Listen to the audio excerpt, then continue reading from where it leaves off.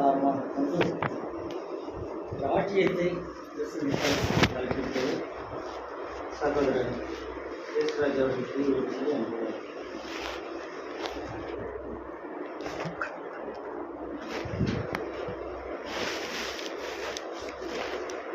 கிறிஸ்துவுக்குள் மிகவும் பிரியமான சகோதர சகோதரிகளே, நம் யாவருக்கும் நம்முடைய சர்வ வல்லமையுள்ள யெகோவா தேவனுடைய நாமத்தினாலும் அவரது ஒரே குமாரனும் நம்முடைய ஆண்டவருமாகிய இயேசு கிறிஸ்துவினுடைய நாமத்தினாலும் கிருபையும் சமாதானமும் நம் யாவருக்கும் பெருக கடவுது என்ற வாழ்த்தை தெரிவித்துக் கொண்டு, இன்றைய நாளிலும் நாம் பார்க்கக்கூடிய இந்த ஒரு ஆவிக்குரிய பாடத்தின் தலைப்பு சகோதரர் சொன்ன வண்ணமாக ஆங்கிலத்தில் பார்க்கும்போது preaching the kingdom. Preaching the kingdom தமிழில் சொல்லும்போது ராஜ்யத்தை பிரசங்கித்தல் அப்படிங்கிற ஒரு எளிமையான பாடத்தை தான் இன்றைக்கி நம்ம பார்க்க போகிறோம். ராஜ்யத்தை பிரசங்கித்தல். இந்த ஒரு பாடம் கூட பார்க்கும்போது ரீப்ரிண்ட் நம்பர் 5075 அப்படிங்கிற ரீப்ரிண்ட் நம்பரில் பேஜ் 247ங்கிற பேஜில் இந்த ஒரு பாடம் நமக்கு கொடுக்கப்பட்டிருக்கு. இந்த ஒரு பாடம் எங்கே இருந்து எடுக்கப்பட்டிருக்கு அப்படின்னு நம்ம வசனங்கள் எடுத்துட்டோம்னா, மத்தேயு நற்செய்தி நூல் 9ஆம் அதிகாரம் 35ஆம் வசனத்திலிருந்து அடுத்த அதிகாரம், அதாவது 10வது அதிகாரம் 15ஆம் வசனம் வரை உள்ள வசனங்கள் தான் இன்றைக்கி நமக்கு பாடமாக அங்கே நமக்கு சொல்லப்பட்டிருக்கு. மத்தேயு 9ஆம் அதிகாரம் 35வது வசனத்திலிருந்து 10ஆம் அதிகாரம் 15ஆம் வசனம் வரை இருக்கக்கூடிய விஷயத்தை தான் இன்றைக்கி பாடமாக இருக்குது. அப்போ அதில் நம்ம என்ன பண்ணிட்டோம்னா, ஆதார வசனமாக 10ஆம் அதிகாரம் 40வது வசனத்தை தான் நம்ம வாசிக்க கேட்டோம். அப்போ என்ன கேட்டுட்டோம் அப்படின்னு கேட்டோம்னா, உங்களை ஏற்றுக்கொள்கிறவன் என்னை ஏற்றுக்கொள்கிறான், என்னை ஏற்றுக்கொள்கிறவன் என்னை அனுப்பினவரை ஏற்றுக்கொள்கிறான். இதுதான் ஆதார வசனமாக நம்ம பார்ப்போம். அப்படின்னா இங்கே கர்த்தராய் இயேசு கிறிஸ்து என்ன பண்ணுறார் அப்படின்னு பார்க்கும்போது, அங்கே தம்முடைய சீஷர்கள்னால் எத்தனை பேர் அப்படின்னு கேட்டோம்னா 70 பேரை, இங்கே 12 பேர் இல்லை, 12 பேர் சேர்த்து 70 பேரை என்ன பண்ணுறாரு அப்படின்னு பார்க்கும்போது 2 பேராக தேவனுடைய வார்த்தைகளை அறிவிக்கும்படியும், அது மட்டுமில்லாமல் அற்புதம் அடையாளங்கள்லாம் அங்கே செய்யும்படியாகவும் அவங்களுக்கு அதிகாரம் கொடுத்து அங்கே 2 பேராக அங்கே பட்டணங்களுக்கு அனுப்புகிறார். அப்போ அனுப்பக்கூடிய விஷயங்களையும் நீங்கள் கவனித்து பாருங்கள். அவங்க எங்கே தான் போகிறாங்க அப்படின்னு அந்த வசனங்களில் நீங்கள் ஒரு வேளை வாட்சி பார்த்துட்டிங்கன்னா, எங்கே தான் அவங்க போகிறாங்கன்னு கேட்டிங்கன்னா, இஸ்ரேல் தேசத்துக்குள்ளே மட்டும்தான் அவங்க அனுப்பப்படுறாங்களே ஒழிய மற்ற புற ஜாதிகளினுடைய தேசத்துக்கு அங்கே அனுப்பப்படவில்லை அப்படிங்கிறத நம்ம புரிந்து கொள்ளலாம். ஏன்னு கேட்டோம்னா, அப்போ நடந்துட்டு இருந்தது யாருக்குரிய ஒரு யுகம் அப்படின்னு நம்ம எடுத்துட்டோம்னா யூத யுகம் அப்படின்னு நமக்கு தெரியும். அப்போ யூத யுகம், அந்த யுகத்தில் கர்த்தருடைய போதனைகளும் சரி மற்றும் கர்த்தர் என்ன உபதேசித்தாரோ அதுதான் மற்ற ஜனங்களுக்கு போய் உபதேசிக்கணும் சீஷர்கள். அப்போ என்ன தான் அந்த போதனை இருந்துச்சு? இன்னும் சரியாக சொன்னால் யோவான் ஸ்நானகன் கூட என்ன தான் அந்த போதனையை அங்கே கொடுத்துட்டார் அப்படின்னு நம்ம அதிகமாக கவனிச்சிட்டோம்னா நமக்கு தெரியும், பரலோக ராஜ்யம் சமீபித்திருக்கிறது அப்படிங்கிற வார்த்தை தான் அங்கே கொடுக்கப்பட்டிருக்குங்கிறத பார்க்குறோம். அப்போ நீங்கள் ஒருவேளை அந்த 10ஆம் அதிகாரத்தில் 9ஆம் அதிகாரத்தை நீங்கள் 35வது வசனம் கூட நீங்கள் ஒருவேளை வாசிக்கலாம். மத்தேயு 9:35. பின்பு இயேசு சகல பட்டணங்களையும் கிராமங்களையும் சுற்றி நடந்து ஜெப ஆலயங்களில் உபதேசித்து ராஜ்யத்தின் சுவிசேஷத்தை பிரசங்கித்து ஜனங்களுக்கு உண்டாயிருந்த சகல வியாதிகளையும் சகல நோய்களையும் நீக்கி அவர்களை சுஸ்தமாக்கினார். பாருங்க, அப்போ என்ன விஷயம் இங்கே நடக்குது அப்படின்னு கேட்டோம்னா, இப்போ இன்றைக்கெல்லாம் பார்த்தீங்கன்னா வெளியில் எங்கேயாவது போய் நீங்கள் சர்ச்சஸ்லேயோ ஒருவேளை தேவனுடைய செய்தியை நீங்கள் சொல்கிறதுக்கோ ஒருவேளை நீங்கள் முயற்சி பண்ணிங்கன்னா இன்றைக்கி என்ன இருக்குங்க, நிறையா கட்டுப்பாடுகள் இருக்குது, தடைகள் இருக்குது, ஒருவேளை சண்டைகள், போராட்டங்கள், குழப்பங்கள் இதெல்லாம் இருக்குது. ஆனால் அன்றைக்கி இயேசு கிறிஸ்து போய் அங்கே என்ன பண்ணுறாருன்னா, யூதர்கள் மத்தியில் இருக்கக்கூடிய தேவாலயத்தில் போய் என்ன பண்ணுறாருங்க, அங்கே இருக்கக்கூடிய வேதாகம சூழலை வாசிக்கலாம், அதை பற்றி எக்ஸ்பிளைன் பண்ணலாம். அன்னைக்கு அந்த மாதிரி என்ன இல்லை அப்படின்னு கேட்டோம்னா ஒரு கட்டுப்பாடுகள் எதுவும் அங்கே இல்லை. அப்போ யூதர்கள் நம்மளை மாதிரி கிடையாது, கொஞ்சம் லிபரலாக அவங்க யூதர்களுக்குள்ளே அங்கே இருந்திருக்கிறாங்கங்கிறத நம்ம பார்க்குறோம். சரி, அப்படின்னா பாருங்கள், இங்கே கர்த்தருடைய போதனை என்ன அப்படின்னு கேட்டோம்னா, அவர் போகிற பக்கம் எல்லாம் அங்கே ராஜ்யத்தின் சுவிசேஷத்தை பிரசங்கித்தார் அப்படின்னு அங்கே வசனம் சொல்லப்பட்டிருக்கு. அப்போ பேய்களை ஓட்டுறது எதுக்காக, வியாதிகளை சுகப்படுத்துவது எதற்காக அப்படின்னு நம்ம கேட்டோம்னா, பாருங்கள், பேய்களை ஓட்டுதல் அப்படின்னு சொன்னால் பொதுவாக நம்ம என்ன புரிந்து கொள்ளலாம்னா, நம்மளுக்குன்னு ஒரு பிரச்சனை ஒன்று இருக்கும். எல்லாருக்கும் இருக்கா இல்லைங்களா? ஏதோ ஒரு பிரச்சனை இருக்கும். அது நம்மளை என்ன பண்ணிகிட்டு இருக்கோம்? மனசளவில் உறுத்திக்கிட்டே இருக்கும். நீங்கள் யோசிச்சு பாருங்கள், ஏதோ ஒன்று எல்லாருக்குமே இருக்குது. போய் கேட்டோம்னா எல்லோரும் சந்தோஷமாக இருக்கும்னு வாயளவில் சொன்னாலும் மனசளவில் என்ன இருக்கும்? ஏதோ ஒரு பிரச்சனை மனசை போட்டு உறுத்திக்கிட்டே இருக்கும். கேட்டால் ஒருவேளை குழந்தையினுடைய படிப்பாக இருக்கலாம், இல்லை கணவனாக இருக்கலாம், மனைவியாக இருக்கலாம், பெற்றோராக இருக்கலாம். ஏதோ ஒரு பிரச்சனை என்ன பண்ணும்? மனசை அரிச்சுக்கிட்டே இருக்கும். அப்போ இன்றைக்கி நமக்கு அது ஒரு பிரச்சனையாக இருக்குது. ஆனால் இயேசு கிறிஸ்துனுடைய காலத்தில் அது எப்படி இருந்ததுன்னு கேட்டிங்கன்னா, அதை குறித்து சொல்லும்போது திரும்ப கொடுத்தலின் ஆசீர்வாதங்கள் அப்படின்னு சொல்கிறார். திரும்ப கொடுத்தலின் ஆசீர்வாதங்கள்னால் அந்த பிரச்சனை மட்டும் நம்மளுக்கு முடிஞ்சிருச்சுன்னு வச்சுக்கோங்களேன், எல்லா பிரச்சனையுமே முடிஞ்ச மாதிரி இருக்கும். அதாவது நம்ம ஒரு அடிமைத்தனத்துக்குள்ளே இருந்த ஒரு நிலைமையில், அடிமைத்தனம்னா நம்ம இங்கே வசனம் பார்க்குறோம், பேய்களை ஓட்டி. அப்போ பேய்களை ஓட்டி அப்படின்னு சொன்னால் பாருங்கள், இன்றைக்கி எல்லா ஜனங்களும் ஏதோ ஒரு விஷயத்துக்கு அடிமைகளாக தான் இருக்கிறோம். இன்றைக்கி உலக ஜனங்களை எடுத்துட்டோம்னா சிகரெட்டு, தண்ணீர், இல்லை வேறு பெண்கள், இல்லை பணத்துக்கு ஏதோ ஒரு அடிமையாக இருக்கிறாங்க. நம்முடைய ஜனங்கள் கூட செல்ஃபோனுக்கு கூட இன்றைக்கி அடிமைகளாக இருக்கிறாங்க, டிவிக்கு அடிமைகளாக இருக்காங்க, ஏதோ ஒரு விஷயத்துக்கு அடிமைகளாக இருப்பாங்க, அடிக்டாக இருப்பாங்க. அப்போ அன்புக்குரிய சகோதர சிலர் சாப்பாட்டுக்கு அடிமையாக இருப்பாங்க, சிலர் கிரிக்கெட்டுக்கு அடிமையாக இருப்பாங்க, சிலர் விளையாட்டுக்கு அடிமையாக இருப்பாங்க, சிலர் படிப்புக்கு அடிமையாக இருப்பாங்க, சிலர் ஏதோ ஒரு விஷயங்களுக்கு எப்படி இருக்கிறாங்க? சிக்கிட்டு இருக்கிறாங்க. அப்போ இப்படிப்பட்ட ஒரு சிக்கலான நிலைமையில் அவங்க மாட்டிக்கிட்டு இருக்கிறாங்க.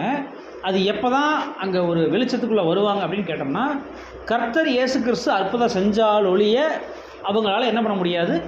அதிலிருந்து தப்பிக்க முடியாது, பிரச்சனைக்குள்ளேருந்து வெளியே வர முடியாது.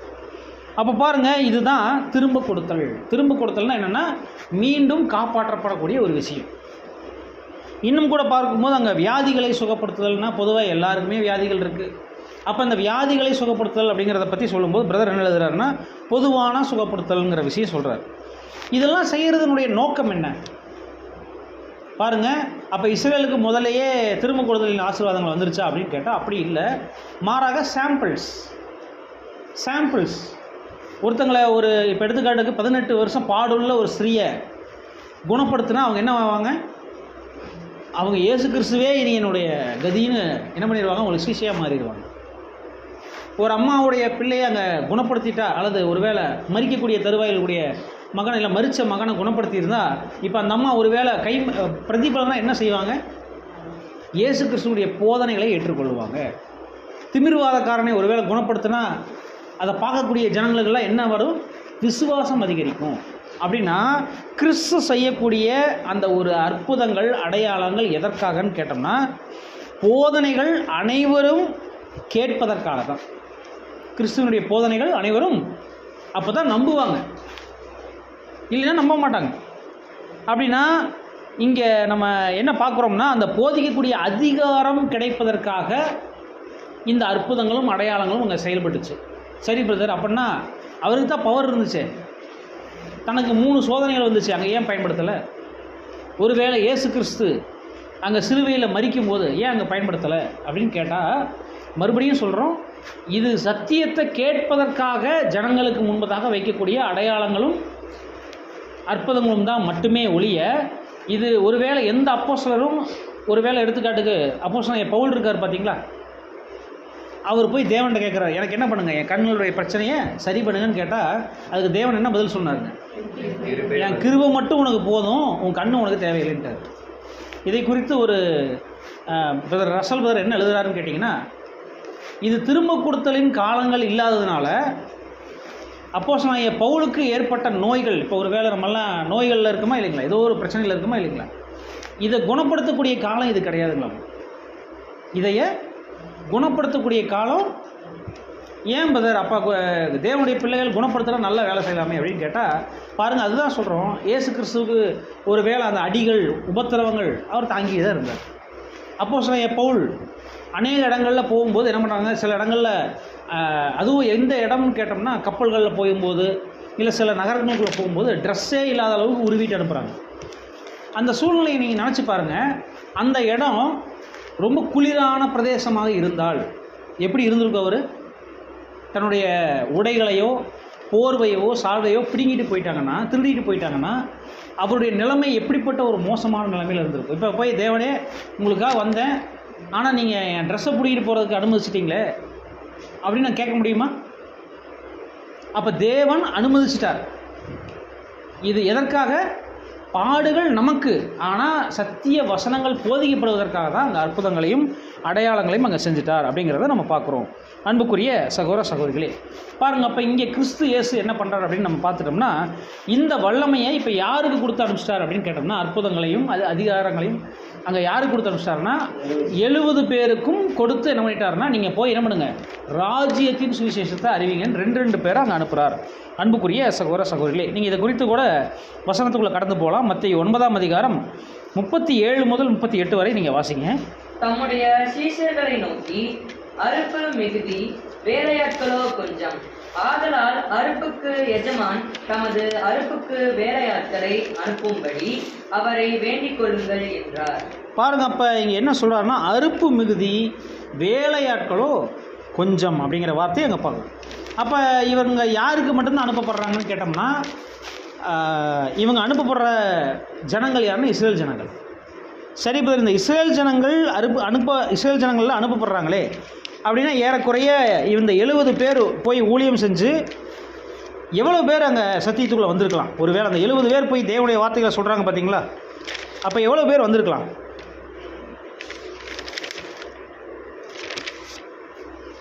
எவ்வளோ பேர் வந்திருக்கலாம்? உங்களுடைய ஒரு அப்ராக்சிமேட் கணக்கு சொல்லுங்களேன். பிரதர் என்ன எழுதுறான்னு கேட்டிங்கன்னா, ஏறக்குறைய 500 பேர் வந்திருக்கலாம் சத்தியத்துக்குள்ளே அப்படின்னு நாங்கள் சொல்கிறோம். ஏறக்குறைய இந்த 70 பேர் போய் செய்த ஊழியத்தின் விளைவாக ஒரு 500 பேர் என்ன பண்ணியிருக்கலாம், சத்தியத்துக்குள்ளே வந்திருக்கலாம் அப்படின்னு சொல்லி பிரதர் அங்கே எழுதுறாரு, ரைட்டிங்கில் எழுதுறாரு. அன்புக்குரிய சகோதர சகோதரிகளே, சரி, அப்படின்னா இப்போ அடுத்த கேள்வி என்னென்னா, இப்போ இந்த 70 பேரும் யாருக்கு மட்டும்தான் அனுப்பப்பட்டாங்க? இஸ்ரேல் ஜனங்களுக்கு மட்டும்தான் அனுப்பப்பட்டாங்க. இப்போ கேள்வி என்னென்னா, அப்படின்னா இயேசு கிறிஸ்து ஏதாவது மோசம் பண்ணிட்டாரா? ஏன் புறஜாதிகளுக்கு அனுப்பலை? ஏன் மற்ற ஜனங்களுக்கு, இஸ்ரேல் அல்லாதவர்களுக்கு அனுப்பலை அப்படிங்கிற கேள்வியை கேட்கும்போது, நம்முடைய மூத்த சகோதரர் அதுக்கு தேவன் என்ன ஒரு திட்டம் வச்சுருந்துருக்கிறார் அப்படின்னு பார்க்கும்போது, அதாவது 3 வகையான ஒரு விளக்கங்களை கொடுக்குறார். முதலாவது விஷயம் என்னென்னா, நாம் இன்னைக்கு கனம் மகிமை அழியாமையை பெற்றுக்கொள்ளும்படிக்கு அப்படி செய்தாராம். இன்றைக்கி நாம் கனம் மகிமை அழியாமையை பெறும்படியாக தேவன் அப்படி ஒரு காரியத்தை செஞ்சுட்டாராம். பாருங்கள், இஸ்ரேல் ஜனங்களில் நீங்கள் ஒரு வேளை இயேசு கிறிஸ்துவை ஏற்றுக்கொண்டு சொந்த ரட்சகராக ஏற்றுக்கொண்டு ஒருவேளை சபை வாய்ப்பை பெற்றவர்களாக எத்தனை பேர் இருந்திருக்கலாம்? எவ்வளோ பேர்னு ஒரு கவுண்டிங் சொன்னால் எத்தனை பேர் சொல்லலாம்? இஸ்ரேல் ஜனங்கள் மத்தியில். ஏன்னா நமக்கு தெரியும், கிபி 70 தேசத்தில் முற்றிலும் இல்லாதவாறு என்ன பண்ணப்படுச்சுங்க, தேசமே அழிஞ்சு போகுது. அப்படின்னா பாருங்கள், அதுக்கப்புறம் கூட பாருங்கள், அப்போ சொன்ன யோவான் கூட எப்போ எழுதுறாருங்க, கிபி 100 தான் அந்த வெளிப்படுத்தல் புஸ்தகம் கூட எழுதுறாரு. அப்படின்னா ஒரு அப்ராக்சிமேட்டாக சும்மா நம்முடைய காலத்தில் எவ்வளோ பேர் யூதர்கள் வந்திருக்கலாம்? 100-200 நம்ம சொல்ல முடியும். ஏன்னா அப்போ சொன்ன பேதுரு பெந்தகோஸ்தே நாளில் போதிக்கும் போதே ஏறக்குறைய ஒரு 5000 பேர் 3000 பேர். அதுக்கப்புறமும் நீங்கள் அவங்க ஊழியம் பண்ணிகிட்டே தான் இருக்காங்க. என்ன தான் துரத்தி விட்டாலும் கரெக்ட் அது 500 பேர் நம்ம பார்த்துட்டோம். அதுக்கப்புறமா நான் சொல்கிறது பொதுவாக இஸ்ரேல் ஜனங்கள் மத்தியில் கவுண்டிங்னு சொன்னால் எவ்வளோ பேர் சொல்லலாம்? 10,000 பிரதர் சொல்கிறாரு. நம்ம இப்படி யோசிச்சு பார்க்கலாம்னா 12 சீஷர்களும் ஊழியம் பண்ணாங்க. தோமா கூட என்ன பண்ணாங்க, நம்ம இந்தியாவுக்கு வந்தார். அப்போ தோமா கூட கொஞ்சம் பேர் கிறிஸ்துவுக்காக மறிச்சிருப்பாங்களா? மாட்டாங்க. மன்னிச்சுக்கணும், இஸ்ரேல் ஜனங்கள் மத்தியில் மட்டும் சொல்லுங்கள். 10,000-20,000 பேர். நம்ம ஒரு சேர்த்தியே போகலாம், ஒரு அப்ராக்சிமேட்டாக இன்னும் கொஞ்சம் சேர்த்து ஒரு 44,000 பேர் சொல்லலாங்களா? ஒரு எக்ஸாம்பிள் சொல்கிறேன். 44,000 பேர் நமக்கு ஒருவேளை இஸ்ரேல் ஜனங்கள் வந்துட்டாங்க அப்படின்னு நம்ம வச்சுக்கிட்டோம்னா, மீதி 1,00,000 பேர் யாருக்கு தான் வாய்ப்பு? புறஜாதிகள் தான். நம்ம சும்மா எக்ஸாம்பிளுக்கு தான் சொல்கிறோம். பட் அப்போ ரைட்டிங் 44,000 போட்டிருக்கா அப்படின்னு கேட்க வேண்டாம். நான் ஒரு எக்ஸாம்பிளுக்கு தான் சொல்கிறேன். அதிகபட்சமாக 44,000 பேர் இஸ்ரேல் ஜனங்களுக்கு வாய்ப்புன்னு நம்ம எடுத்துட்டோம்னா, மீதி 1,00,000 பேர் யாருக்கு தான் வாய்ப்பு? புறஜாதிகளுக்கு தான் வாய்ப்பு. அப்போ இந்த புறஜாதிகளுக்கு கனம் மகிமை அழியாமை கிடைக்கணும்னு தேவன் விரும்பினதுனால தான் யூதர்களுக்கு முதல்ல என்ன பண்ணிட்டாருங்க, அந்த ஒரு டெஸ்ட்டை வச்சுட்டார், அந்த ஒரு வாய்ப்பை கொடுத்துட்டு கொஞ்ச காலத்துலேயே என்ன பண்ணிட்டார், அந்த வாய்ப்பை எடுத்துட்டார் அப்படிங்கிறத நம்ம புரிஞ்சுக்கணும். அடுத்ததாக நம்ம பார்க்கும்போது என்ன நம்ம புரிஞ்சுக்கலாம் அப்படின்னு கேட்டோம்னா, பாருங்கள், இதை எப்படி நம்ம புரிஞ்சுக்கலாம்னு கேட்டோம்னா, ஏன் முதல்ல புறஜாதியில் கொடுக்காம ஏன் யூதர்களுக்கு கொடுத்தாங்க அப்படின்னு இன்னொரு கேள்வியோடு கேட்கலாம். கேட்டால் நம்ம என்ன பதில் சொல்லலாம்னு கேட்டிங்கன்னா, யூதர்கள் மத்தியில் இயேசு கிறிஸ்து எதுக்கு தான் வந்தாருன்னு கேட்டிங்கன்னா, விதைக்கிறதுக்காக வரல. எதுக்காக வந்தார்? அறுக்கிறதுக்காக வந்தார். நான் சொல்கிறது புரியுதுங்களா? ஆல்ரெடி நியாயப்பிரமாணங்களுடைய திருச்சட்டங்கள், இன்னும் சத்தியங்கள், தீர்க்கதரிசிகள் மூலமாக விதைக்கப்பட்ட வார்த்தைகளை அறுக்கிறதுக்கு தான் யார் வந்தார்? நம்முடைய ஆண்டவராக இயேசு அறுவடையாளராக வர்றார். ரசல்பர் எழுதும்போது என்ன சொல்கிறாருன்னா, அறுவடையாளராகவும் செயல்படுறாரு, மணவாளனாகவும் செயல்படுறாரு. அப்போ அறுக்கிறதுக்காக தான் இந்த யூதர்கள் மத்தியில் ஃபைனலாக அங்கே வந்தார் அப்படின்னு அவங்க சொல்கிறார். சரி, அப்படின்னா இப்போ அடுத்த கேள்வி என்னென்னா, புறஜாதிகள் மத்தியில் இப்போ என்ன பண்ணணும்? டைரெக்டாக வந்து அறுத்துடலாமா? ஏன்னா அவங்களுக்கு சத்தியமே கொடுக்கப்படலை. அப்படின்னா இப்போ கர்த்தர் இயேசு கிறிஸ்து புறஜாதிகளுக்காக இப்போ என்ன பண்ணணும்? விதைக்கணும். ஏன்னா அறுவடையாளர் வந்து அறுக்கணும்னா அதுக்கு முன்னாடி என்ன பண்ணணும்? விதைக்கணும். விதைக்கிறதுக்காக தான் என்ன பண்ணிட்டார் அப்படின்னா, கிபி 70க்கு அப்புறமா புறஜாதிகளுக்கு படிப்படியாக என்ன பண்ணப்பட்டுச்சு? வேதாகமும் கொடுக்கப்பட்டுச்சு. சத்திய வசனங்கள் ஒவ்வொருவருக்கும் என்ன பண்ணப்பட்டுச்சுங்க? விதைக்கப்பட்டுச்சு. அப்போ இந்த சத்திய வசனங்கள் மூலமாக நீங்கள் இன்னும் புரிகிற மாதிரி உங்களுக்கு எக்ஸாம்பிள் சொல்லணும்னா, பாருங்கள், கோதுமை களைகள், அந்த பதர்கள் போன்ற ஊமை நமக்கு ஞாபகம் இருக்குங்களா? இந்த பதர்கள் களைகளை பற்றி நம்ம ஒரு எக்ஸாம்பிள் பார்க்கலாம். பாருங்கள், இப்போ அறுக்கிறோம், அறுவடை அப்படின்னு சொன்னால் இப்போ எதைத்தான் இருப்பாங்க? கோதுமையை தான் இருப்பாங்க. அப்போ கோதுமை எவ்வளவு வருதுங்கிறதா எக்ஸ்பெக்டேஷன், எதிர்பார்ப்பு. இப்போ ஒரு விவசாயி எதைத்தான் பார்ப்பார்? என்னுடைய பலன்கள் எவ்வளவு இருக்குது, இதன் மூலமாக எனக்கு எவ்வளோ வருமானம், இதுதான் வந்து யார் பார்ப்பாங்க? ஒரு அந்த எஜமான் அங்கே பார்ப்பாருங்கிறது நமக்கு தெரியும். சரி, இப்போ பாருங்கள், ஒரு கர்த்தர் சொன்ன ஓமையில் ஒரு ஓமை என்னன்னு கேட்டிங்கன்னா, கோதுமையை தான் விதைச்சார். நல்லா கவனிங்க, வசனம் என்ன சொல்லுது? கோதுமை தான் விதைச்சார். ஆனால் அங்கே பதர்கள் என்ன ஆயிடுச்சு அப்படின்னு பதர்கள்னால் என்னங்க? இல்லை, வேண்டாத செடி இல்லை, பதர்கள்ங்கிறது இல்லை. கோதுமை நல்ல விளைஞ்சது கோதுமை வந்து சரியாக சாதியாக இருக்கு. கரெக்ட். அதாவது என்னென்னா, கோதுமை இல்லாத செடி பதர் அப்படின்னு என்ன அர்த்தம்? ஒரிஜினலாக பலன் உள்ளவைகள்லாம் கோதுமை, பலன் இல்லைன்னா இங்கே யாராவது சாத்தான் வந்து எதாவது வேலை செஞ்சாரா? அப்படி எதுவும் வசனம் இல்லை. ஆனால் இது யாருக்கு சொல்லப்பட்ட வசனம்னு கேட்டோம்னா, யூதர்களுக்காக சொல்லப்பட்ட வசனம். கோதுமை பதர். ஆனால் களைகள், கோதுமை களைகள்னு ஒரு ஊமை சொல்கிறார்.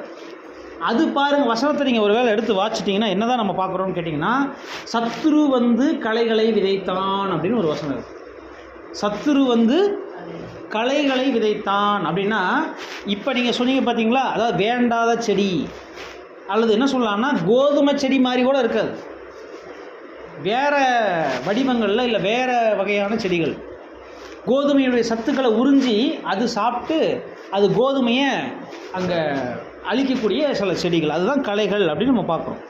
அப்படின்னா யோசிச்சு பாருங்கள், இப்போ தேவன் என்ன பண்ணிட்டார் அப்படின்னு பார்க்கும்போது, அறுவடையை முதல்ல யாருக்கு கொடுத்துட்டார் அப்படின்னு கேட்டோம்னா, இப்போ யூதர்கள் மத்தியில் கொடுத்துட்டார். அதுதான் கோதுமை பதர்ங்கிற அந்த ஒரு ஊமை வடிவில் நம்ம பார்க்குறோம். ஏன்னா பதர்களை விதைக்கவே தேவையில்லை, பதர்களை தனியாக போய் விதைக்கணும்னு அவசியம் இல்லை. பலன் உள்ளது கோதுமை செடி, பலன் இல்லாதது பதர்கள் உள்ள செடி. ஆனால் களைகள் அப்படின்னு சொல்லும்போது இப்போ சத்துரு வந்து அங்கே கிரியை செய்ய வேண்டிய ஒரு வேலை. அன்புக்குரிய சகோதர சகோதரிகளே, அப்படின்னா இப்போ நம்ம எந்த ஒரு அறுவடைக்குள்ளே வந்திருக்கிறோம்? கோதுமை பதரா இல்லை கோதுமை களைகள்ங்களா? கோதுமை களைகள். அப்போ கோதுமை களைகள்னால் இப்போ அறுவடை, சுவிசேஷ யுகத்தினுடைய அறுவடை. இந்த அறுவடையில் இன்னைக்கு அதாவது எங்கே தான் நடந்துகிட்ருக்குது அப்படின்னு கேட்டோம்னா, கிறிஸ்தவ மண்டலங்களில் தான் இந்த அறுவடை நடந்துகிட்ருக்கு. இப்போ நீங்கள் போய் நோட்டீஸ் கொடுத்து ஒருத்தங்களை சத்தியத்துக்குள்ளே கூட்டிகிட்டு வர்றீங்கன்னா, இந்துக்களுக்காக போய் நோட்டீஸ் கொடுக்குறோம். யாருக்கு தான் நோட்டீஸ் கொடுக்குறோம்? கிறிஸ்தவங்களுக்கு தான் நம்ம போய் என்ன பண்ணிகிட்டு இருக்கிறோம்? நோட்டீஸ் கொடுக்குறோம். நீங்கள் அவளை விட்டு வெளியே வா, அவளுடைய பாவங்களுக்கு விடாமலும் அவளுக்கு ஏற்படும் வாதைகள் நீங்கள் சிக்கிக்கொள்ளாமல் இருக்கிறதுக்கு அவளை விட்டு வெளியே வா. அப்போ நம்ம யாரை கூட்டிகிட்டு வர்றோம்? கிறிஸ்தவ மண்டலங்கள்லேருந்து தான் இப்போ என்ன நடக்குதுங்க? அறுவடை நடந்துட்டு இருக்குது அப்படிங்கிறத முதல்ல புரிஞ்சுக்கணும். அப்படின்னா சீயோனில் எக்காலம் ஊதப்பட்டு விட்டது. நீங்கள் பிரதர் அப்போ சியோன்னா என்ன அப்படின்னா மகிமை அடைந்த சபை. எக்காலம்னா என்னன்னு கேட்டோம்னா சத்தியங்கள் தான், காலத்துக்கு ஏற்ற சத்தியங்கள். 7ஆம் கால எக்காலம் அப்படின்னு சொன்னால் 7ஆம் கால சபைக்கு ஏற்ற சத்தியங்கள் அங்கே ஊதப்பட்டு கொண்டு இருக்கிறது அப்படிங்கிறத தான் நம்ம புரிஞ்சுக்கணும். இது எங்கே எழுதியிருக்குன்னு கேட்டால் வெளிப்படுத்தலில் இது நமக்கு அடையாளமாக சொல்லப்பட்டிருக்கு அன்புக்குரிய சகோதர சகோதரிகளே. சரி, அப்படின்னா இப்போ கேள்வி என்னென்னா, இயேசு கிறிஸ்து சொன்னார் பார்த்தீங்களா, பரலோக ராஜ்யம் சமீபித்திருக்கு அப்படின்னா பரலோக ராஜ்யம்னா என்ன? சிம்பிளான கேள்வி தான், எல்லாருக்கும் ஈஸியாக சொல்லக்கூடிய ஒரு கேள்வி தான். சொல்லுங்கள். ரகசிய வருகை நான் சிஸ்டர் சொல்கிறேன், நீங்கள் அவருடையதோட நின்றுச்சு, அதுக்குள்ள கேட்கல. ராஜ்யம் அதாவது நம்ம பரமண்டங்களில் இருக்கக்கூடிய எங்கள் பிதாவேன்னு ஒரு ஜெபம் பண்ணுறோம் பார்த்தீங்களா, கர்த்தர் கற்பித்த ஜெபம். அதில் என்ன நம்ம ஜெபம் பண்ணுறோம்? உம்முடைய ராஜ்யம் பரமண்டலங்களில் செய்யப்படுவது போல பூமியிலும் செய்யப்படுவதாக. அப்போ இந்த பூமியில் யாருடைய ராஜ்யம் வரணும்? தேவனுடைய ராஜ்யம், பிதாவாகிய தேவனுடைய ராஜ்யம் இந்த பூமியில் ஸ்தாபிக்கப்படணும். இதுதான் அந்த பரலோக ராஜ்யம் சமீபித்திருக்கே. அதை நீங்கள் ரோமன் கேத்தலிக் பைபிளில் ஒரு வேளை இருந்துச்சுன்னா யாராவது வச்சுருக்கீங்களா? இருக்கு.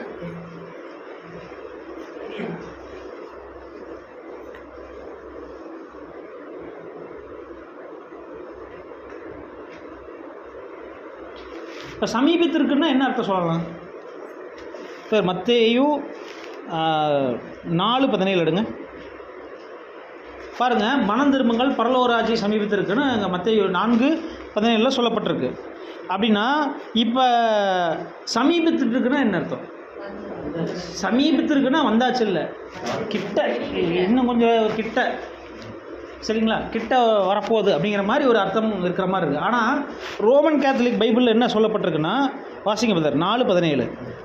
அது முதல் இயேசு, மனம் பாருங்கள், ஏனெனில் விண்ணரசு நெருங்கி வந்துவிட்டது என பறைசாற்ற தொடங்கினார். பாருங்க, நெருங்கி வந்து விட்டது. விட்டதுன்னா என்ன அர்த்தம்? கிட்ட வந்தாச்சு, வந்தாச்சுன்னு சொல்றாரு. அப்ப எப்ப சொல்றாரு? இயேசு கிறிஸ்துவுடைய முதலாம் வருகையிலே சொல்றாரு.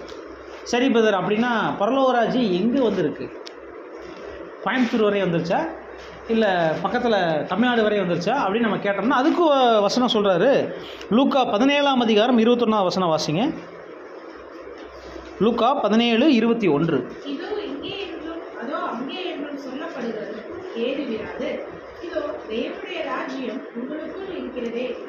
பாருங்க, அப்படின்னா தேவனுடைய ராஜ்யம் எங்க இருக்காமா? அப்படின்னா தேவன் ஆளுகை செய்ய துவங்கி விட்டார். பரமண்டலங்களில் செய்யப்படுவது போல இந்த பூமியிலும் செய்யப்படுவதற்கு தேவன் ஆரம்பிச்சிட்டாரு. தேவனுடைய ராஜ்யம் ஸ்டார்ட் ஆயிடுச்சு. அப்போ தேவனுடைய ஆளுகை யாரிடத்துல வந்துருச்சு? நம்மளுக்குள்ள கிறிஸ்துவினுடைய முதலாம் வருகையிலேயே வந்துருச்சு. அப்போ கிறிஸ்துவனுடைய முதலாம் வருகையிலேயே வந்திருக்குன்னா பிரதர், இதை எனக்கு நம்புற மாதிரி சொல்லுங்கள். தேவன் ஆளுகை செஞ்சால் என்னென்ன மாற்றங்கள் இருக்கும்? தேவன் ஆளுகை செஞ்சால் என்னென்ன மாற்றங்கள் இருக்கும்? இப்போ ஆளுகை செய்கிறாங்கிறதுக்கு என்ன அடையாளம், இல்லை அவர் என்னென்ன விஷயங்கள் நம்ம சொல்லோம்னா, brother Russell brother reprint number 2981 என்ன சொல்கிறாருன்னா, பேஜ் 4ல் இன்விசிபிள் அத்தாரிட்டி. இன்விசிபிள் அத்தாரிட்டினா, அத்தாரிட்டினா என்னங்க? அதிகாரம். இன்விசிபிள்னா கண்ணுக்கு தெரியாத அதிகாரம். அடுத்த விஷயம் சொல்கிறாரு, கவர்மெண்ட். Invisible government. தேவனுடைய ராஜ்யம் எப்படி இருக்குன்னா கண்ணுக்கு தெரியாத ராஜ்யம். இன்னும் சொல்லும்போது ரூல் ஆஃப் ரைட்னஸஸ். ரூல் ஆஃப் ரைட்னஸஸ் அப்படின்னா என்ன அர்த்தம் சொல்லலாம்? நீதிக்குரிய ஆளுகை அப்படின்னு நம்ம சொல்லலாம். நீதிக்குரிய ஆளுகை அப்படின்னு நம்ம சொல்லலாம்.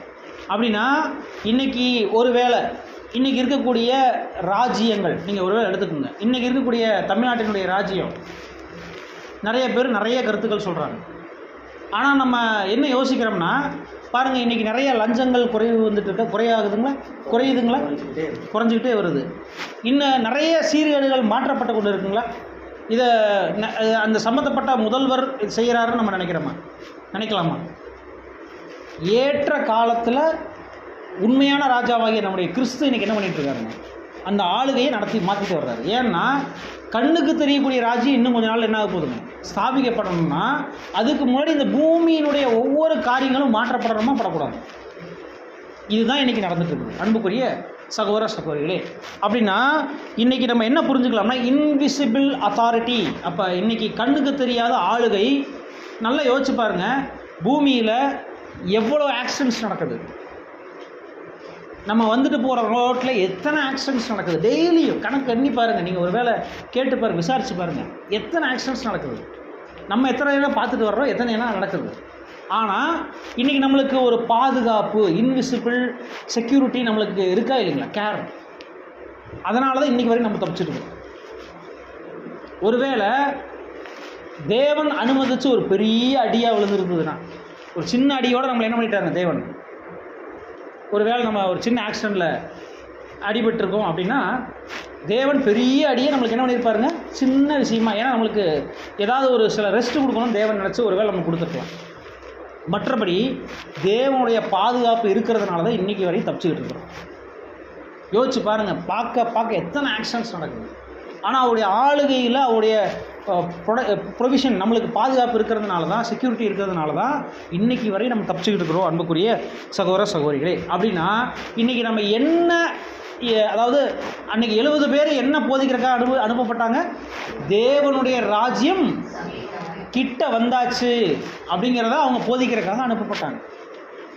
இன்றைக்கி நம்ம ஒரு வேளை தேவனுடைய ராஜ்யம் பற்றி அறிவிக்கணும் அப்படின்னு சொன்னால் நம்ம என்ன போதிக்கணும், வந்தாச்சு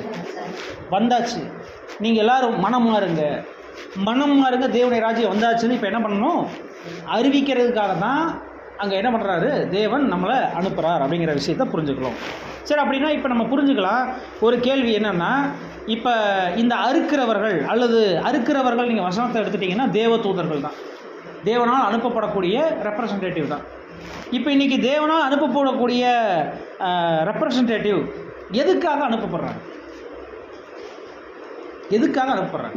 பிரதர் ரசல் பிரதர் இந்த ரீப்ரிண்டில் எப்படி எழுதுகிறாருன்னா, அவங்க பிச்சை எடுக்கிறதுக்காக அனுப்பப்படல. என்ன எடுக்கிறதுக்காக அனுப்பப்படல? கையேந்தி நிற்கிறதுக்காக அவங்க அனுப்பப்படலை. அவங்க இன்னும் சொன்னால் வசூல் செய்கிறதுக்காக கூட அனுப்புறது இல்லையாமா. இப்போ ஒருவேளை நான் இப்போ சத்தியம் போதிச்சுட்டு எனக்கு செலவுக்கு ஒரு 500 ரூபா கொடுங்க, எனக்கு செலவுக்கு காசு கொடுங்க அப்படின்னு கேட்குறதுக்காக தேவன் என்ன அனுப்புகிறாரா? நான் சம்பாரித்து என்னால் தேவனுக்கு என்ன செய்ய முடியுமோ அதுதான் நான் இங்கே வந்து செய்யணுமே ஒழிய, நான் உங்கள்கிட்ட கையூட்டு பெறுவதற்காகவோ இல்லை நான் பிச்சை எடுக்கிறதுக்காகவோ நான் என்ன பண்ணக்கூடாதுங்கம்மா, தேவனுடைய ஊழியத்தை செய்யக்கூடாதுங்கிறத முதல்ல புரிஞ்சுக்கணும் அன்புக்குரிய சகோதர சகோதரிகளே அப்படின்னு ரீப்ரிண்டில் இருக்குது. அடுத்தது என்ன சொல்கிறான்னு கேட்டிங்கன்னா, அப்போ வர்றவங்களுடைய நோக்கம் எதுக்காக வரணும் அப்படின்னு கேட்டிங்கன்னா, என்னென்ன ரெக்கார்ட்ஸ் இருக்குதோ அதை காட்டுறதுக்காக வரணும். ரெக்கார்ட்ஸ்னால் என்னது? ஆல்ரெடி என்னென்ன நடந்திருக்கு, என்னென்ன தீர்க்க தரிசனங்கள் இருக்குது, கிறிஸ்து எப்படி நடந்திருக்கா, அதை நான் உங்கள்கிட்ட என்ன பண்ணணும், இருக்கிற மாதிரி சொல்லிட்டு போகிறக்காக தான் நான் என்ன பண்ணணும், இங்கே வரணும் அன்புக்குரிய சகோதர சகோதரி. இது ஒரு வாலண்டரி ஊழியம். வாலண்டரினா என்னங்க, சம்பளம் கொடுப்பாங்களா? வாலண்டரியாக வேலை செஞ்சால் சம்பளம்லாம் கிடையாது, கூப்பிட்டு ஒரு பாராட்டு இருக்கும், அவ்வளோதான். பாராட்டோடு இருக்காது. அப்படின்னா வாலண்டரி சர்வீஸ். இதில் பாராட்டுறதுக்கு யாருமே இருக்க மாட்டாங்க. இந்த ஊழியத்தில் அவங்களா வில்லிங்காக வந்து இதை செய்கிறதா இந்த வாலண்டரி அப்படிங்கிற வார்த்தை அங்கே கொடுக்கப்பட்டிருக்கு. அப்படின்னா அனுப்பப்படக்கூடிய நோக்கம் என்ன? இப்போ நீங்கள் எதுக்காக போய் தேவனுடைய வார்த்தையை சொல்கிறீங்க? எதுக்காக தேவனுடைய வார்த்தையை சொல்கிறீங்க? பரலோகராஜ்யம் சமீபத்திற்குன்னு ஏன் போய் சொல்கிறீங்க? அதனுடைய நோக்கம் என்னன்னு கேட்டோம்னா, பிரதர் என்ன எழுதுறாருன்னு கேட்டிங்கன்னா, தகுதியானவர்களை தேடவே அப்படின்னு அங்கே சொல்கிறார். தகுதியானவர்களை தேடவே. அதனால தான் நீங்கள் அங்கே வசனங்களில் நீங்கள் ஒரு வேளை போய் படித்து பார்த்தீங்கன்னா, நீங்கள் போய் சொல்லுங்கள். அவங்க சொல்லும்போது அவங்களுடைய சமாதானம் அவங்களுக்குள்ளே இருந்துச்சுன்னா உங்களை அவங்க வீட்டுக்குள்ளே ஏற்றுக்குவாங்க. ஒருவேளை அவங்க ஏற்றுக்கொள்ளலைன்னா நீங்கள் கால் தூசியை தட்டிட்டு அந்த வீட்டை என்ன பண்ணிடுங்க, வந்துருங்க அப்படின்னு நாங்கள் சொல்கிறாரு அன்புக்குரிய சகோதர சகோதரிகள். அப்படின்னா அப்போ நீங்கள் சத்தியம் சொல்லக்கூடியவர்களுடைய நோக்கம் என்னென்னா, தகுதியானவர்களை தயார் செய்கிறது மட்டும்தான் அவங்களுடைய நோக்கமே ஒழிய, மற்றபடி வேறு எந்த நோக்கத்துக்காகவும் அவங்க என்ன பண்ணக்கூடாது, அவங்க வாலண்டரி ஊழியத்தில் அவங்க கலந்து கொள்ளக்கூடாது. அடுத்தது, அவங்க ஒவ்வொரு விஷயமும், இப்போ இங்கே வந்து நான் இங்கே ஒரு ஊழியம் பண்ணுறக்காக வர்றேன் அப்படின்னா, வாலண்டரியாக ஊழியம் பண்ண வர்றேன்னா, என்ன விஷயம் நடக்குன்னா ஜெபத்தோடு தான் வரணும். ஜெபத்தோடு அந்த காரியம் நடைபெறணும். நான் எந்த விதத்திலையும் என்னுடைய தவறான வார்த்தைகளை, தவறான முன்னுதாரணமாக இருக்கக்கூடாது, தவறான வார்த்தைகளை பேசிடக்கூடாது. அப்போ நான் எப்படி இருக்கணும்? ஜெபத்தோடு. அப்பா எனக்கு காவல் வைங்க, நாவுக்கு காவல் வைங்க, என்னுடைய சிந்தைக்கு காவல் வைங்க, என்னுடைய உடம்புக்கு காவல் வைங்க. ஒருவேளை நான் இங்கே மயங்கி விழுந்துட்டா எப்படி இருக்கும்? நான் இங்கே மயங்கிட்டேன்னு வச்சுக்கங்களேன், நான் மயங்கி விழுந்துட்டேன்னா எப்படி இருக்கும்? நீங்கள்லாம் என் மேலே நல்லா கவனிச்சுக்குவீங்க. ஆனால் அந்த சத்திய காரியங்கள் நடக்காது. நோக்கம் அங்கே மாறிடும். புரியுதா இல்லைங்களா? அப்போ தேவனுடைய ஓவர் ரூலிங் இருந்துச்சுன்னு வச்சுக்கங்களேன். இப்போ நான் மயங்குவேனா? அப்போ ஓவர் ரூலிங் அங்கே இருக்கணும்னா கண்டிப்பாக அந்த ஊழியம் செய்கிறவர்கள் எப்படிப்பட்டவங்களாக இருக்கணும்னா ஜெபத்தோடு அந்த இடத்துக்கு வரணும். அந்த ஜெபத்தோடு தான் அந்த காரியத்தை செய்யணும். அதைத்தான் சொல்கிற, தகுதியானவரிடம் உங்கள் சமாதானம் செல்லும், தகுதியற்றவரிடம் சமாதானம் நில்லாது, அது திரும்பி வந்துடுமா. சமாதானம்னா என்னென்னா தேவனுடைய வார்த்தைகள் தான். இப்போ நீங்கள் நல்லா யோசிச்சு பாருங்கள், இந்த பூமியில் இருக்கக்கூடிய எல்லா ஜனங்களும் யோசிச்சு பாருங்கள், எல்லாருமே ஏதோ ஒரு ஸ்ட்ரெஸ்ஸில் இருக்காங்களா இல்லைங்களா? ஸ்ட்ரெஸ், அழுத்தம், மன அழுத்தம் இருக்கா இல்லைங்களா? ஆனால் நல்லா கவனித்து பாருங்கள், இந்த நேரத்தில் யாருக்காவது மன அழுத்தம் இருக்கா? இந்த நேரத்தில் இப்போ இந்த 1 ஹவரில் யாருக்காவது மன அழுத்தம் இருக்கா? ஏன்? வார்த்தையை கேட்டால் உங்களுக்காக நான் இருக்கேன்ப்பா, என் மேலே உங்கள் சுமைகளை இறக்கி விடுங்க, பாரமானவங்களே நீங்கள் எங்கிட்ட வாங்க அப்படின்னு சொல்லக்கூடிய வார்த்தைகளை கேட்க கேட்க கேட்க நம்மளுடைய ஸ்ட்ரெஸ்ஸு பூரா என்ன ஆயிடுச்சுங்க, அப்படியே கீழே இறங்கிடுது. இப்போ நீங்கள் ஒரு வேளை யோசிச்சு பாருங்கள், ஜோக்ஸ் பார்த்தா, டிவியில் ஜோக்ஸ் பார்த்தா ஸ்ட்ரெஸ்ஸு குறையுமா குறையாது? குறையிறது இல்லை. அப்போதைக்கு அது பார்க்குற வரை எப்படி இருக்குங்க, பார்க்குற வரைக்கும் கொஞ்சம் நேரம் சிரிப்போம், அதுக்கப்புறம் என்ன ஆயிருதுங்க, மறுபடியும் வந்து ஒட்டிக்குது. ஆனால் வேறு எந்த விஷயம் நீங்கள் மியூசிக் வாசிங்க, இல்லை வேறு என்ன வேணால் வச்சுக்கோங்க, அதனுடைய வாசிக்கிற வரையும் உங்களுக்கு, இல்லை கிரிக்கெட் விளாட்ற வரையும் அந்த ஸ்ட்ரெஸ்ஸு இல்லாமல் இருக்குமே ஒழிய அதுக்கப்புறம் என்ன ஆயிருதுங்க, திரும்ப வந்து வெளியில் எடுத்து வச்ச மாதிரி திருப்பி வந்து கையை எடுத்து மாட்டிக்கிற மாதிரி, செருப்பு போட்டுக்கிற மாதிரி அது வந்து நம்மளை என்ன பண்ணுதுங்க, தொத்திக்குது. ஆனால் தேவனுடைய வார்த்தைகள் மட்டும்தான் நம்மளை என்ன பண்ணுதுங்க, சமாதானத்தை கொடுக்குது.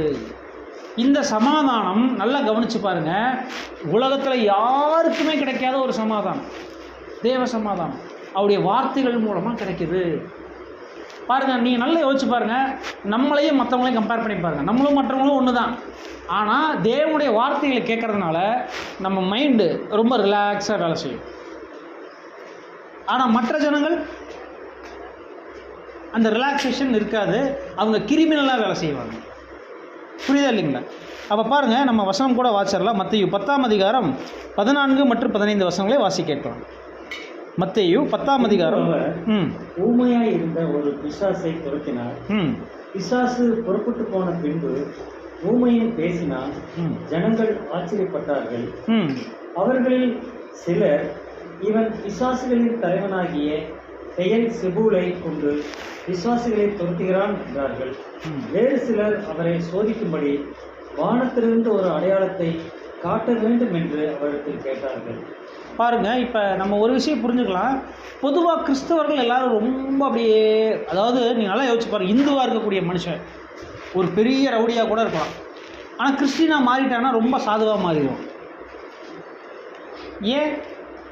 அவனை அமைதிப்படுத்துறது எது? வசனங்கள் தான், வேற ஒன்றுமே கிடையாது. வசனங்கள் கேட்க கேட்க கேட்க, ஒரு வேளை நீங்கள் நல்லா யோசிச்சு பாருங்கள், சர்ச்சு முடிச்சுட்டு வெளியே போகிறவ யாரும் என்ன பண்ண மாட்டாங்க, எந்த சர்ச்சாக இருந்தாலும். ஏன்னா வசனங்கள் ஒலிக்கிறத கேட்க கேட்க வெளியில் போகிறவங்க அமைதியாக போவாங்க. ஆனால் உலகத்தில் போனவொடனே என்ன பண்ணுவாங்க, பண்ணுறதெல்லாம் ஆய்வுத்தனமாக இருக்கும். அப்படின்னா எந்த அளவுக்கு அவங்க சத்திய வசனங்களை அவங்க தியானிக்கிறாங்களோ அல்லது கேட்குறாங்களோ அந்த அளவுக்கு அவங்களுடைய மனசு ரொம்ப சாந்தமாயிருமாமா. அன்புக்குரிய சகோதர சகோதரிகளே, அப்படின்னா நம்ம என்ன புரிந்து கொள்ளலாம் அப்படின்னு கேட்டோம்னா, தேவனுடைய வசனங்களை அதுதான் சமாதானத்தை கொடுக்குது. அப்போ நம்ம கூட என்ன பண்ணலாம், பர்சனலாக அதிகமாக வசனங்களை தியானிக்க நம்ம மைண்டு கூட என்னாகும், அதிகமான சமாதானத்தை பெற்றுக்கொள்ளும் அப்படிங்கிறத கூட நம்ம புரிஞ்சுக்கலாம். அன்புக்குரிய சகோதர சகோதரிகளே, அப்படி பார்த்தீங்கன்னா ஒரு சில பரிசுத்தவான்கள் என்ன பண்ணுவாங்க, கர்த்தருடைய போதனைகளை சந்தோஷமாக வாங்கிக்குவாங்க. ஆனால் நிறைய பேர் என்ன பண்ணுவாங்க, இதய கடினம் உள்ளவர்களாக இருப்பாங்க, இன்னும் கண்டிக்கத்தக்க வகையில் இருப்பாங்க. கண்டிக்கத்தக்க வகையில் இருப்பாங்க. அதாவது எப்படி நம்ம புரிஞ்சுக்கலாம்னா, சப்ஜெக்ட் கேட்பாங்க, ஆனால் மைண்டு பூரா எங்கே இருக்கும்? வேறு ஏதோ சிந்தனையில் இருக்கும். உண்மையா இல்லைங்களா? அப்போ இவங்களை குறித்து சொல்லும்போது தான் அங்கே தொடர்ந்து நம்ம வசனங்கள் நம்ம வாசிக்கும்போது மத்தேயு 10ஆம் அதிகாரத்தில் 15 கொஞ்சம் அப்படியே கீழே வாசிட்டு வாங்க. சிலர் முதல்ல படிச்சாங்க. கொஞ்சம் 17 இன்னைக்கு கீழே வந்து இல்லை அது 10ஆம் அதிகாரம் தான். 10ஆம் அதிகாரம்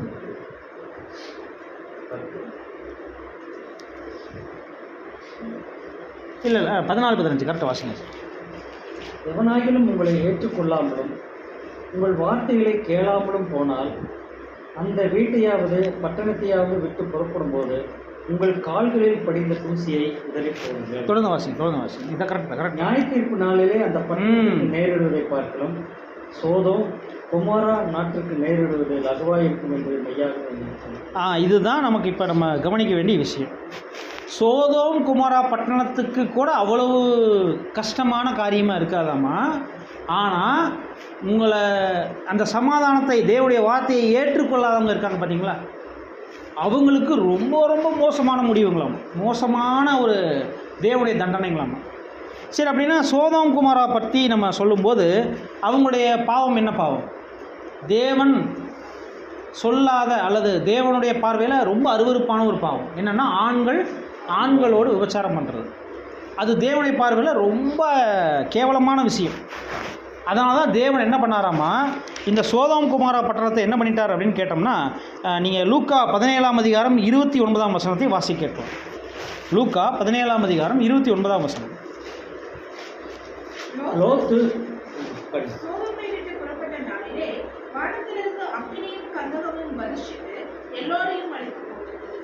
பாருங்க. அப்போ கேள்வி என்னன்னா, பாருங்க, லோத்துங்கிற ஒரு நல்ல மனுஷன், தேவனுடைய மனுஷன், அவர் எந்த தப்பு பண்ணாதனால தேவன் என்ன பண்ணிட்டாரு, ஆபிரகாமுக்காக அந்த லோத்தை என்ன பண்ணிட்டாரு, காப்பாற்றிட்டு வந்துட்டார். இப்போ லோத்து வந்த உடனே ஒரு, அதாவது வானத்திலிருந்து அக்கினியும் கந்தகமும் அப்படின்னு சொல்லும்போது சில மூத்த சகோதரர்கள் என்ன வார்த்தை குறிப்பிட்றாங்கன்னா, ஒருவேளை எரிமலை வெடித்து என்ன பண்ணியிருக்கலாம், அந்த ஊரை அழிச்சிருக்கலாம் அப்படின்னு அங்கே சொல்கிறாங்க.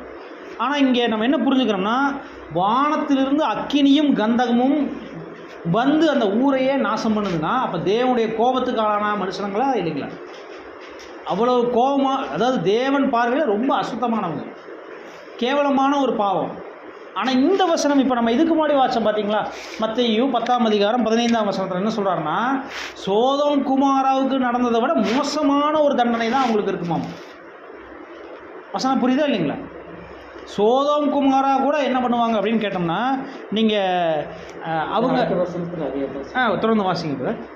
மனுஷகுமாரன் வெளிப்படும் நாளிலும் அப்படியே நடக்கும். பாருங்கள், மனுஷகுமாரன் வெளிப்படும் நாளிலும் அப்படியே நடக்கும்னா அதை விட மோசமான அழிவு இருக்கும். யாருக்கு? சோதோம் குமாரா பட்டணத்துக்கு இல்லை, இன்னொரு குரூப்புக்கு. யாருக்கு அப்படிங்கிறத நீங்கள் மறுபடியும் கூட அந்த 15ஆவது வசனத்தை ஒரு நிமிஷம் வாசிங்க. அதே மத்தேயு 10ஆம் அதிகாரம் 15ஆவது வசனம். நியாய தீர்ப்பு நாளிலே அந்த பட்டணத்திற்கு நேரிடுவதை பார்க்கிறோம் சோதோம் குமாரா நாட்டுக்கு நேரிடுவது லகுவாக இருக்கும் என்று மெய்யாக. அப்படின்னா என்ன சொல்கிறாருன்னு கேட்டிங்கன்னா, யார் தேவனுடைய வார்த்தைகளை ஏற்றுக்கொள்ளாமல் விட்டுட்டாங்களோ,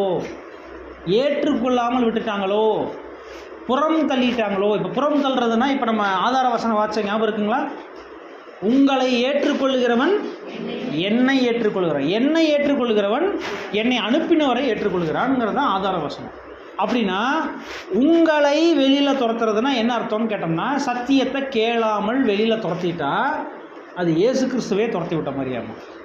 இயேசு கிறிஸ்துவை துரத்தி விட்டுட்டா பிதாவாய தேவனையே என்ன பண்ணுறதாம்மா, எங்கள் வீட்டுக்குள்ளே வராதிங்க வெளியே போங்கன்னு சொல்கிற மாதிரியாமா.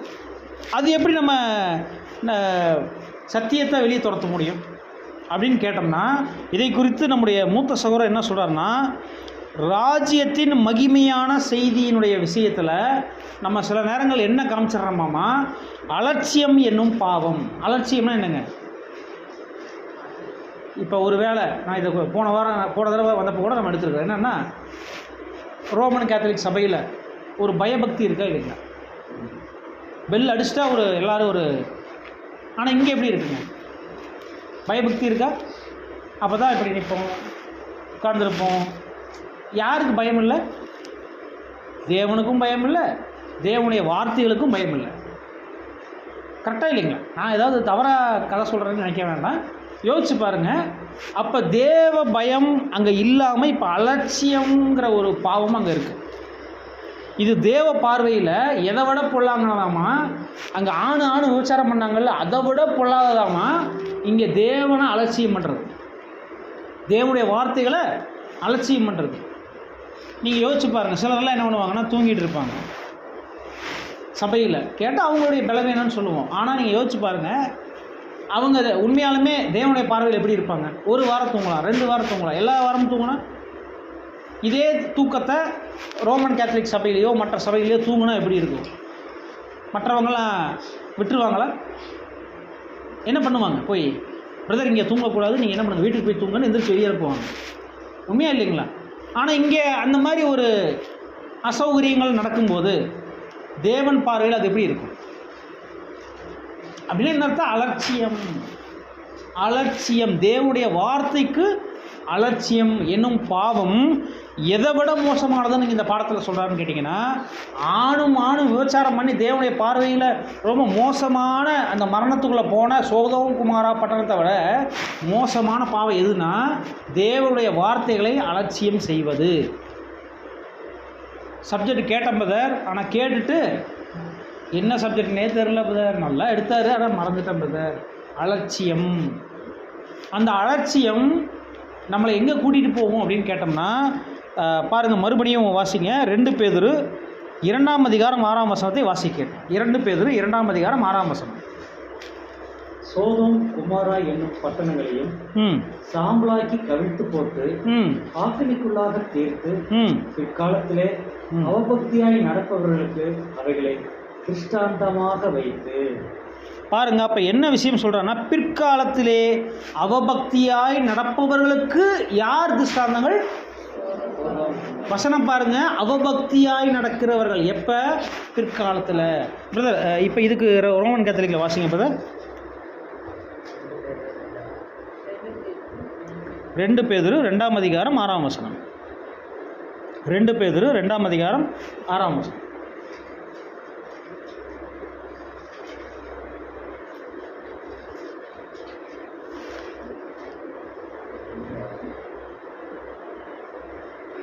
சோதோம் குமாரா என்னும் நகரங்களையும் தண்டித்தார். இறைப்பற்றில்லாதோரின் அறிவு எப்படி இருக்கும் என்பதற்கு எடுத்துக்காட்டாக அவற்றை எரித்து சாம்பலாக்கினார். பாருங்க, இறை பற்றில்லாதோரின் அழிவு எப்படி இருக்கும் யோசிச்சு பாருங்க. இறை பற்றில்லாதோர் அப்படின்னா இது யாரை பற்றி பேசுகிறாருன்னா, மற்ற உலக ஜனங்களை பற்றி பேசலை, ரோமன் கேத்தலிக் பற்றி பேசலை. சத்தியத்தை யார் கொண்டு வந்து கொடுக்குறாங்கன்னா அவருடைய சத்தியம் நமக்குள்ளே வந்திருக்கு. நான் அதை கேட்காம, அதை உணர்வடையாமல், அது கீழ்ப்படியாமல் நான் வாடுக்கு அப்படியே இருந்தேன்னு வச்சுக்கோங்களேன். கீழ்ப்படியாமல் இப்போ நம்ம கேட்குற சத்தியத்துக்கு எனக்குள்ள ஒரு சின்ன கிரியாக மாறணும். எதுக்காக சத்தியம் கொடுத்துக்கிட்டே இருக்கார் நமக்கு?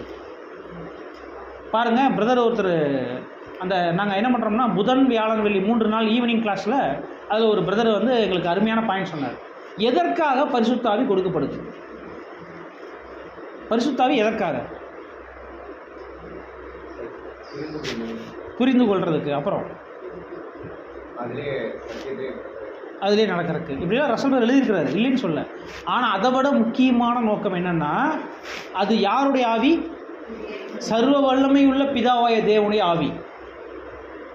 சர்வ வல்லமையுள்ள பிதாவாய தேவனுடைய ஆவியை நம்ம எதற்காக பெறோம்னா அவரை மாதிரி வாழ்றோம். சர்வ வல்லமையுள்ள பிதாவாய தேவனை போல நம்ம வாழ்கிறதுக்காக தான் அவருடைய ஆவியை நமக்கு தர்றாராம். கேரக்டரில், நடவடிக்கையில், சத்தியத்தை கேட்குறதில்ல, ஒவ்வொரு விஷயத்துலேயும் அவரை மாதிரி நடக்கணுமாமா. அதுக்கு தான் பரிசுத்த ஆவி. சும்மா நம்ம புரிஞ்சுட்டு அப்புறம் நம்ம என்ன பண்ணிடுறோம், மறந்து போகிறதுக்காக அந்த பரிசுத்த ஆவி இல்லை. அன்புக்குரிய சகோதர சகோதரிகளே, அப்படின்னு நம்ம என்ன புரிந்து கொள்ளலாம்னா, அவபக்தியாக யார் தான் நடக்கிறாங்கன்னா நம்ம தான். கேட்டும் அதுக்கு கிரியை செய்யலை, அதுக்கு அவபக்தியாக இருந்துட்டோம் அப்படின்னா கண்டிப்பாக தண்டனை யாருக்கு தான் அப்படின்னு கேட்டோம்னா எனக்கு தான், நமக்கு தான். அன்புக்குரிய சகோதர சகோதரி, இன்னொரு வசனம் கூட நீங்கள் வாசிங்க. அதே திருவழியத்தில் 2 பேதுரு 3ஆம் அதிகாரம் 7 மற்றும் 8 வசனம். 2 பேதுரு 3ஆம் அதிகாரம் 7 மற்றும் 8 வசனங்கள். அடுத்தது நம்ம நார்மல் பைபிளை வாசிப்போம். 2 பேதுரு 3ஆம் அதிகாரம் 7 மற்றும் 8 வசனங்கள். இப்போதுள்ள விண்ணுலகும் மண்ணுலகும் அதே வார்த்தையினாலே தீக்கிரியாவதற்கென ஒதுக்கி வைக்கப்பட்டுள்ளன. இறைப்பற்றில்லாதோர் அறிவுற வேண்டிய தீர்ப்பு நாள் வரையிலும் அவை விட்டு வைக்கப்பட்டுள்ளன. இறைப்பற்றில்லாதோர் அழியும் வரை அவைகள் விட்டு வைக்கப்பட்டிருக்காமா. இப்போ நீங்கள் நார்மல் பைபிளில் சகோதரர் யாராவது வாசிங்க. இப்பொழுது இருக்கிற வானங்களும் பூமியும் அந்த வார்த்தைகளினாலேயே அக்னிக்கிரையாக வைக்கப்பட்டு தேவ பக்தி இல்லாதவர்கள் நியாயம் தீர்க்கப்பட்டு அழிந்து போகும் நாள் வரைக்கும் காக்கப்பட்டிருக்கிறது. அப்படின்னா இப்போ என்ன புரிந்து கொள்ளலாம் அப்படின்னு சொன்னால், தேவ பக்தி இல்லாதவர்கள்னா யாரை பற்றி சொல்லிட்டு இருக்காருன்னா நம்மளை பற்றி தான் பேசிட்டு இருக்காரு. யாருக்கு சத்தியம் கொடுக்கப்பட்டுச்சோ அதுக்கு கீழ்ப்படிதலை காமிச்சு அவங்க உண்மையாலுமே பக்தி உள்ளவர்களாக தங்களை நிரூபிச்சிட்டாங்கன்னா அவங்க சபை வாய்ப்பாக போயிடுவாங்க. சபை வாய்ப்பாக போகாத சிலர்லாம் இருப்பாங்க. அவங்களுக்கு தான் பேர் என்ன எழுதுறாருன்னா தேவ பக்தி இல்லாதவர்கள். இப்போ என்ன ஆகணும்? அவங்க அழியணும். அழிஞ்சாதான் 2ஆம் உலகம் அழியும். சரி, இப்போ 2ஆம் உலகம் எப்போ முடியும் அப்படின்னு கேட்டால் இனிமேல் நம்ம கரெக்டாக சொல்லிடலாம். தேவ பக்தி இல்லாதவர்கள் அழிந்து போகிற வரையும் 2ஆம் உலகம் அழியாது. அப்படின்னா இது யாருக்காக இந்த நியாய தீர்ப்பு கொடுக்கப்பட்டிருக்கு? நமக்கு தான். ஒன்று சபை வாய்ப்புக்குள்ளே போகணும், இல்லைன்னா பிரதர் ஆன்சர் சொல்லிட்டாரு. ஆக்சுவலாக என்னன்னு கேட்டிங்கன்னா, சோதோம் குமாரா பட்டணத்தார் என்ன பண்ணுவாங்களாமா, மறுபடியும் உயிர்த்தெழுதலில் எந்திரிச்சு வருவாங்களாம். ஏன்னா கிறிஸ்துவ ஆதாமுக்குள் எல்லாரும் மரிக்கிறது போல் அவங்க மரிச்சிட்டாங்க. கிறிஸ்துவுக்குள் எல்லாரும் உயிர்க்கிறது போல் அவங்களும் உயிர்த்தெழுந்து வந்துடுவாங்க. ஆனால் அவங்களுக்கு இப்போ மறுபடியும் சத்தியத்தை அறிவை தேவன் அங்கே கொடுக்கும்போது ஒருவேளை அவங்க கீழ்ப்படுத்திட்டாங்கன்னா அவங்க மகிமைக்குள்ளே, அதாவது இந்த பூமிக்குரிய ஆசீர்வாதத்துக்குள்ளே அவங்க கடந்து போயிடுவாங்க. ஆனால் நம்மளாம் இருக்கிறோம் பார்த்தீங்களா, நம்மளுக்கெல்லாம் திரும்ப ஒரு வாய்ப்பு இல்லை. ஒரே வாய்ப்பு தான். என்ன வாய்ப்புனா, ஒன்று சபைக்குரிய இந்த ஓட்டத்தை ஓடணும், இல்லைன்னா திரும்ப எதிரிக்காதபடிக்கு தேவனுடைய கோபாக்கினையில் நம்ம 2ஆம் மரணத்துக்குள்ளே போகணும். இது 2 தான் வாய்ப்பு. அன்புக்குரிய சகோதர சகோதரிகளே, மீண்டும் ஆதார வசனத்தை வாசி இந்த பாடத்தை நம்ம முடிக்கலாம். ஆதார வசனமாக மத்தேயு 10ஆம் அதிகாரம் 40ஆம் வசனம். உங்களை ஏற்றுக்கொள்கிறவன் என்னை ஏற்றுக்கொள்கிறான், என்னை ஏற்றுக்கொள்கிறவன் என்னை அனுப்பினவரை ஏற்றுக்கொள்கிறான். பாருங்க, இங்கே அனுப்பப்பட்டவங்க யார் அப்படின்னு கேட்டோம்னா கிறிஸ்துவினுடைய சீஷர்கள். அவங்க என்ன செய்யக்கூடிய அதிகாரத்தை அவர் தேவன் கொடுத்துட்டார் அப்படின்னு கேட்டோம்னா நற்செய்தியை போதிக்கிறதுக்கு தான் அங்கே அதிகாரம். அதற்கு சில அற்புதங்களும் அடையாளங்களும் கூட அவங்க செஞ்சாங்க. இன்றைக்கி அந்த அற்புதங்களும் அடையாளங்களும் தேவன் என்ன பண்ணிட்டாருங்க, எடுத்துட்டார். அப்படின்னா இங்கே சத்தியத்தை தான் நம்ம பார்க்குறோம். சத்தியத்தை ஏற்றுக்கொள்கிறவன் இயேசு கிறிஸ்துவையும் ஏற்றுக்கொள்கிறான். ஒருவேளை சத்தியத்தை கேட்டுட்டு இப்போ உங்கள்கிட்ட ஒரு கேள்வி கேட்குறேன். நான் சும்மா எக்ஸாம்பிளுக்கு இது வழக்கமாக கேட்குறதா, போன வாரம் சப்ஜெக்ட் என்ன சப்ஜெக்ட்டுங்க?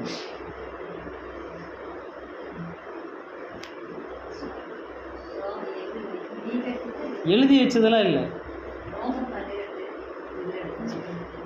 அப்படின்னா ஞாபகம் வச்சுருக்கிறீங்க, ஆனால் அது உங்களுக்குள்ளே கிரியை செஞ்சுருக்குது. கிரியை செய்யணும்.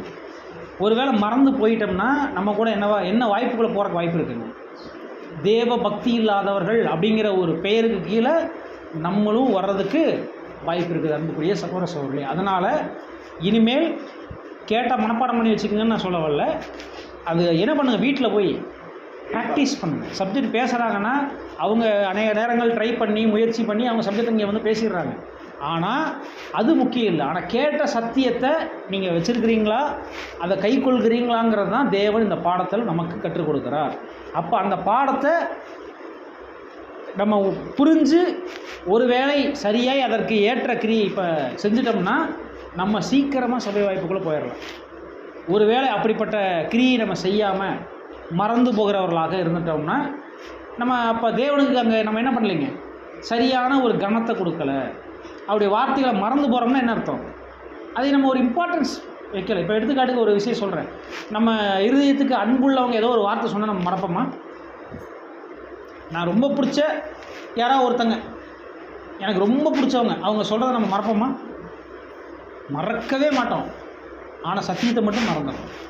அப்படின்னா என்ன அர்த்தம், நம்மளுக்கு இன்னும் சத்தியத்தை பிடிக்கவே ஆரம்பிக்கலை, அன்பு செய்ய ஆரம்பிக்கலை. அன்பு செஞ்சுருந்தோம்னா நம்ம என்ன பண்ணிடுவோம்? பாருங்கள், கேட்ட சத்தியத்துக்கு நான் உண்மை உள்ளவனாக இருக்கணும். அப்போ நான் என்ன பண்ணணும்? ஒரு வேளை எனக்கு தேவன் சத்தியத்தை சொல்கிறதுக்கு வாய்ப்பு கொடுத்துருக்காரு, இயேசு கிறிஸ்து செஞ்ச மாதிரி நானும் போய் மற்றவங்களுக்கு சத்தியத்தை சொல்லணுமா வேணாங்களா? அது எனக்கு ஒரு ஊழியம். அது மட்டும் இல்லை, அந்த சத்தியத்தை, கேட்ட சத்தியத்தை நான் உண்மையுள்ளவனாக கடைப்பிடிச்சு அவருக்கு உண்மையுள்ளவனாக வாழ்ந்தால் நான் சபை வாய்ப்புக்கு ஒரு வேலை என்ன ஆயிடுவேன், தகுதியாயிருவேங்கிற பயபக்தியோடு நம்ம நடந்து கொண்டோம்னா அதுதான் நம்மளை சத்தியத்துக்குள்ளே அங்கே நம்மளை என்ன பண்ணோம்னா தேவனுக்குள்ளாக நம்மளை கூட்டி சேர்க்குங்கிறது தான் இந்த பாடத்தில் நம்ம பார்க்குறோம்.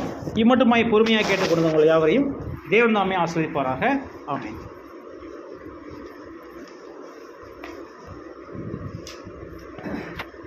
நம்மளுடைய இந்த ஆராதனையினுடைய